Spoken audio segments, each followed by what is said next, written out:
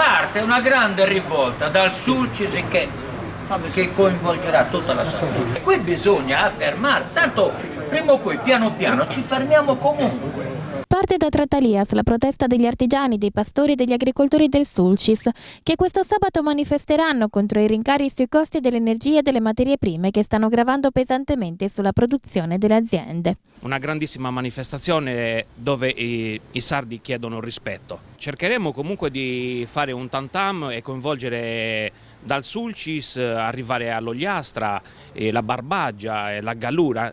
L'intera isola deve muoversi. Basta. È una situazione che sta mettendo in ginocchio i piccoli produttori e che rischia di portare l'intera economia al collasso. Un latte raggiunto a €1 in queste condizioni non è sicuramente una risoluzione, perché se andiamo a contare i mangimi, un mais che un anno fa si pagava €27, adesso a 45, fatemi capire qual è che è stato risolto. Noi siamo veramente disperati che stiamo pronti a chiudere le nostre aziende, perché in queste condizioni non si può più andare avanti. La nostra situazione adesso è che con un latte a €1, anche più di €1, non riusciamo a pagare bollette dell'energia elettrica e fatture del mangime. È una situazione drammatica dove dobbiamo arrivare.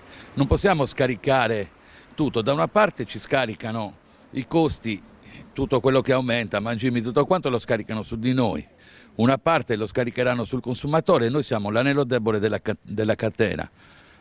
Ma se la regione non si sveglia, non si risolverà mai il problema, ma a questo punto prima di tutto dobbiamo svegliarci noi, unire tutte le categorie, artigiani, gli agricoltori, pastori, ma tutta la Sardegna si dovrebbe unire in una protesta, in una rivolta, in una rivoluzione, perché non è possibile che i sardi siano trattati in questo modo. Stanno ledendo le dignità di tutti i sardi, di un'isola intera.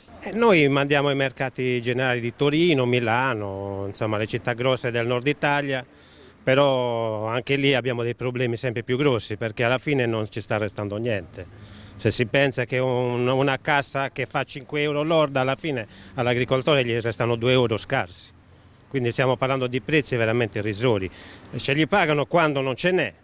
Ma tagliare 2 carciofi a €1 non è che mi risolve il problema. Adesso queste annate che sta facendo ci sta distruggendo tutto, ci sono queste assicurazioni ma non coprono giusto il premio, altre cose all'agricoltore resta poco e niente. Il corteo di trattori, furgoni e mezzi da lavoro partirà alle 10 del mattino dal ponte di Trattalias per dirigersi poi verso San Giovanni Suergiu, dove gli operatori dei diversi settori manifesteranno tutto il loro dissenso e la preoccupazione per i rincari di energia e materie prime che stanno rovinando le imprese. Si può comprare mangime, non si può comprare concime, non si può comprare carburante, non si può comprare ferro, non si può comprare cemento. Cosa dobbiamo fare?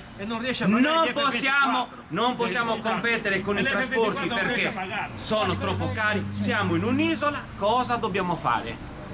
Arrivato a questo punto, le istituzioni cosa stanno pensando? Ma vogliono ancora che esistiamo? E allora intervenite in qualche maniera, però noi a questo punto basta, gettiamo la spugna.